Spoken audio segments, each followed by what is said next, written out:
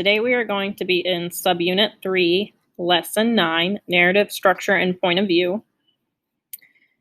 Today we are going to be brainstorming ideas for a personal narrative that we are going to be writing at the end of this unit. But first, you guys, as always, are going to open your vocab app and work in it for 5 minutes. Once you are done, you can come back and click Next Activity.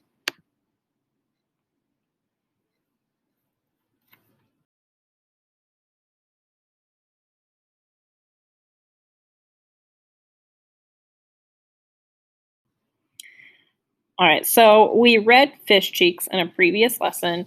However, I would like you guys to go back and reread this. You can also listen to it by clicking the speakerphone up here. Once you have either reread it or listened to it a second time, then you can come back and answer these questions.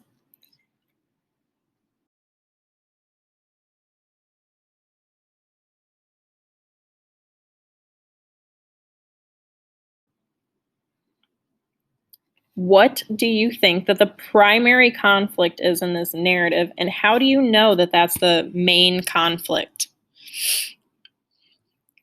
At the end of the narrative, do you think that the conflict or that the problem is resolved? What makes you say so? So you guys, I'd find it helpful to scroll down to the bottom of this and reread the ending. Is the problem solved, or is it just left up in the air? And then what makes you say so? You guys should be using text evidence. What is something that the text says that makes you think this?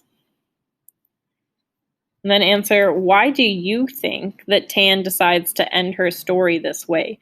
Whether the conflict was resolved or not, why do you think that she decided either to resolve it or to not resolve it? Once you are done with those questions, you can click the second bubble.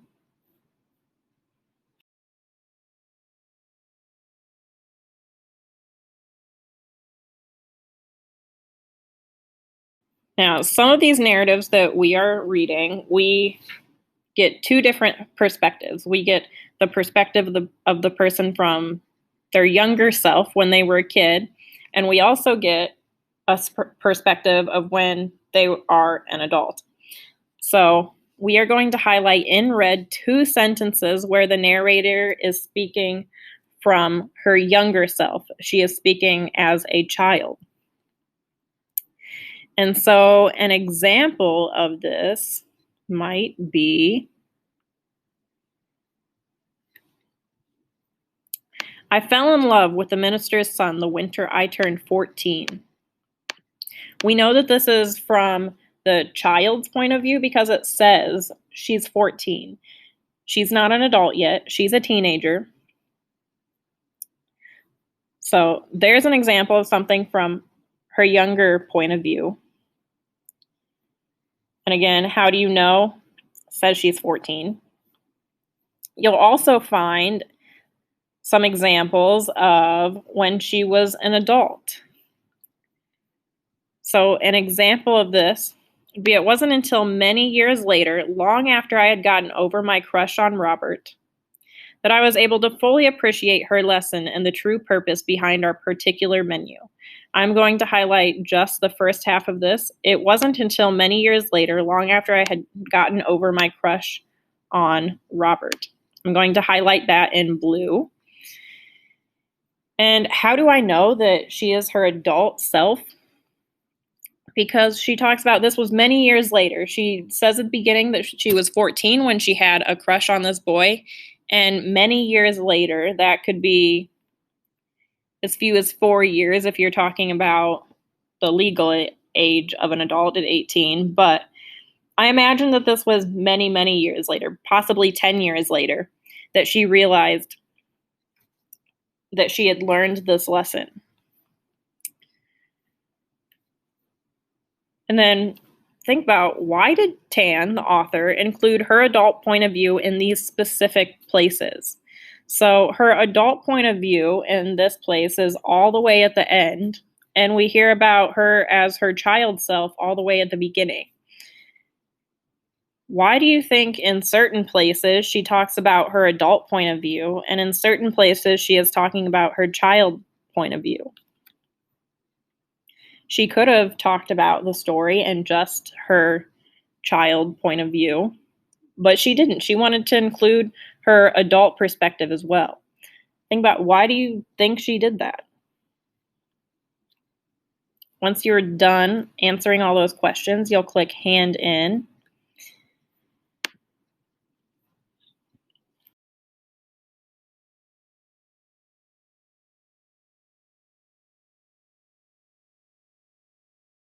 All right, so we read My Mother's Garden at some point in a previous lesson. If you need to, you can reread it. You could also use the audio to listen to it again if you need to. We are going to do the same thing, highlight in red 2 sentences where the narrator is speaking from her teenage point of view. And I am going to highlight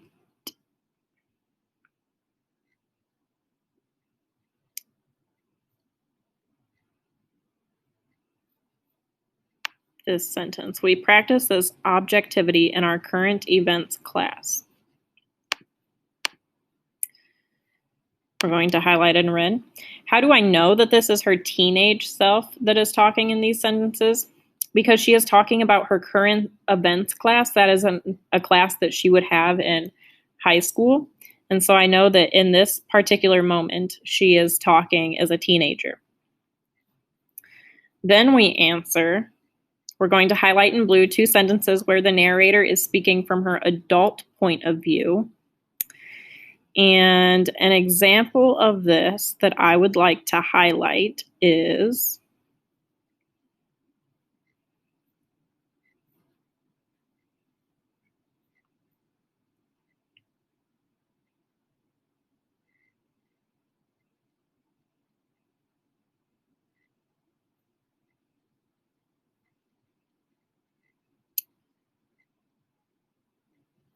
this. I didn't know what to do with it. I didn't even know yet that it was rage that made my voice quiver and come out small when I had to speak in class. I know that this is her adult point of view, her adult self that is talking, because she says, I didn't even know yet that it was rage.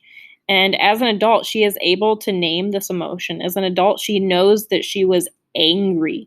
She was filled with rage. But as an adult, or as a kid, she didn't know what this was. There is a point in the story where she talks about how she was just shaking and shaking and shaking. Where is it? Right here. And I would shake and shake and shake with something I couldn't name. So you could even say that here she is her child self because she couldn't name this fear, but then down here at the end, she is able to put a name to that, and she is able to say that it is rage. Once you guys have highlighted, you'll answer, why do you think that Greenidge, the author, includes her adult point of view in these specific places? There are certain places where she talks as a child and certain places where she talks as an adult. Why do you think that she chose to do this in these certain places? What advantage does having this adult point of view in her story bring to it? Once you're done with that, you'll go ahead and click Hand In.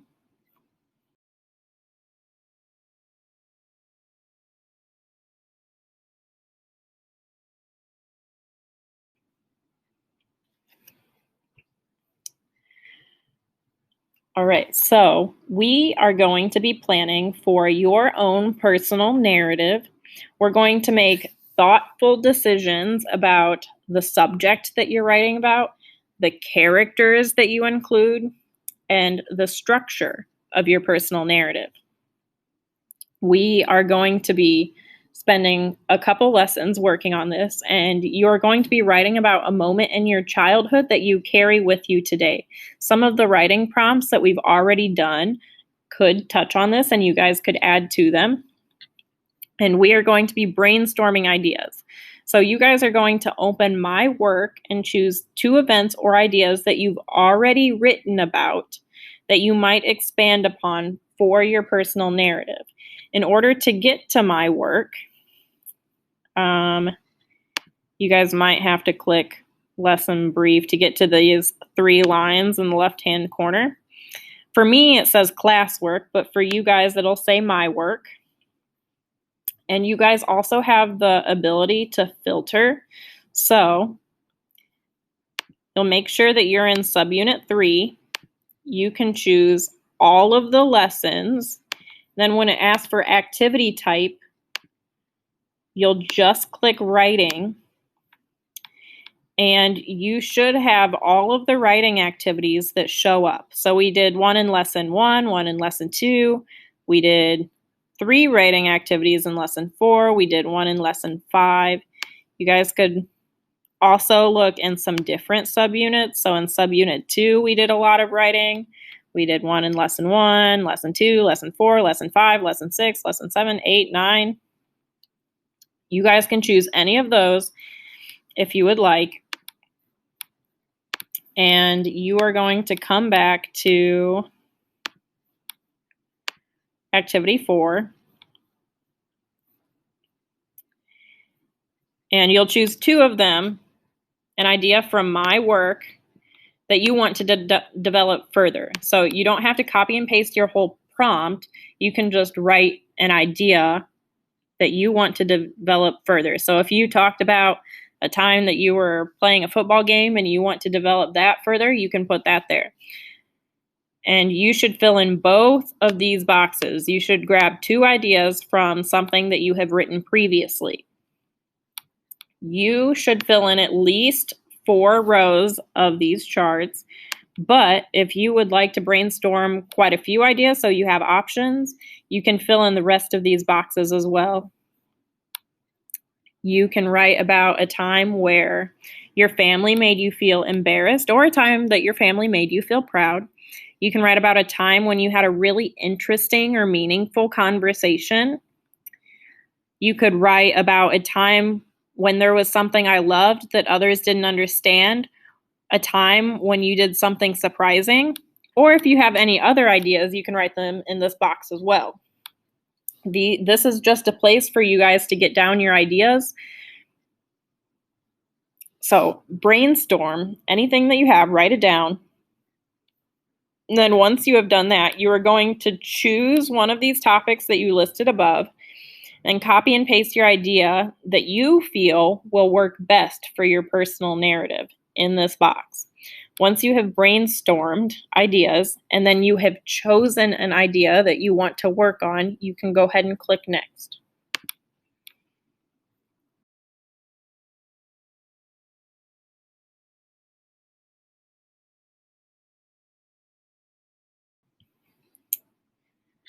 So your idea that you chose should show up right here on the left. If it didn't, you need to go back and click hand in.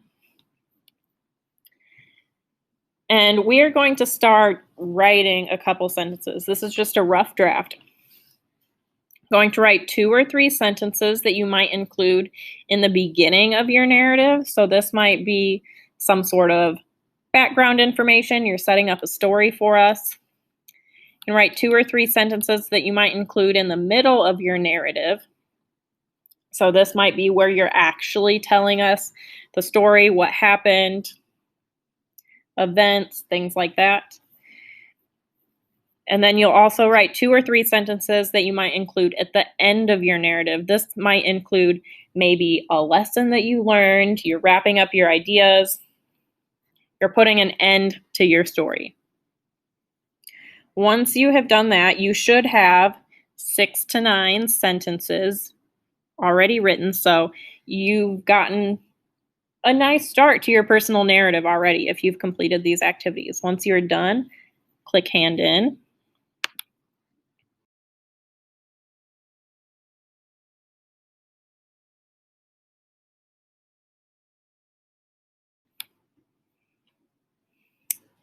Now you guys are going to choose a mentor text that can inspire your own personal narrative.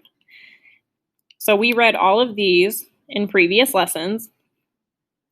We read some passages from Going Solo. It was written by Roald Dahl. We read about some of the fighter planes. If you would like to choose that, you can choose that as your mentor text. Think about what techniques did Dahl use that you liked and you would like to implement in your own writing. We also read Fish Cheeks by Amy Tan, and she wrote about how this boy came over for dinner and they had different customs because of their nationality. If you would like to use fish cheeks, think about some of the things that Amy did well, what techniques she used, what you would like to use in your own writing.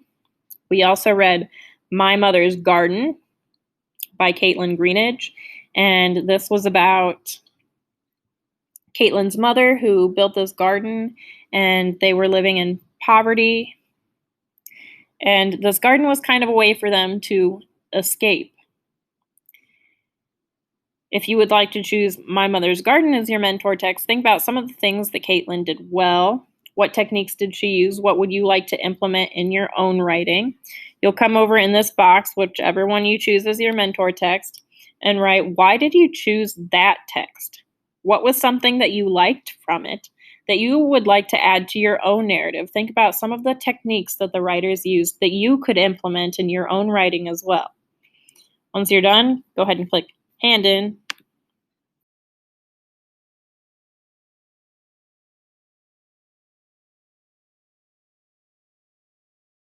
All right, so we have an exit ticket. Whose point of view is included in this quote? The kitchen was littered with appalling mounds of raw food, a slimy rock cod with bulging eyes that pleaded not to be thrown into a pan of hot oil, tofu which looked like stacked wedges of rubbery white sponges.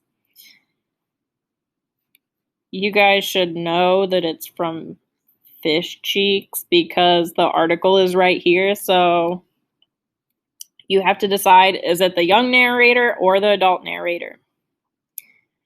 And then after you click that, you'll say, well, how do you know? How do you know that it was the adult or child narrator that wrote that? I'll click the second bubble. Whose point of view is included in this quote? But I was still shaking with rage. I didn't know what to do with it. I didn't even know yet that it was rage that made my voice quiver and come out small when I had to speak in class. You guys should know that it's from My Mother's Garden since it's right there. So you'll choose whether it's the young narrator or the adult narrator. And then you'll also answer, how do you know that it's the young narrator or the adult narrator?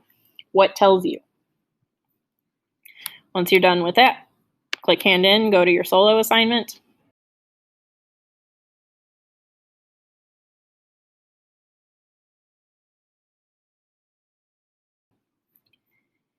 You are going to look back at what you wrote in Activity 4 of this lesson. This is where you brainstormed for your personal narrative. You will copy and paste into the space below anything you wrote that you might want to use in your narrative. This is a rough draft, so include all of your ideas. We can do some editing later. And then you will add 6 to 10 sentences to continue your narrative. So you already wrote 6 to 9 sentences in Activity 4. You're going to write 6 to 10 more sentences. So you guys should have a minimum of 12 sentences at this point. If you need additional ideas, you can open my work to review other writing that you've produced so far this year. And the prompt is pretty vague.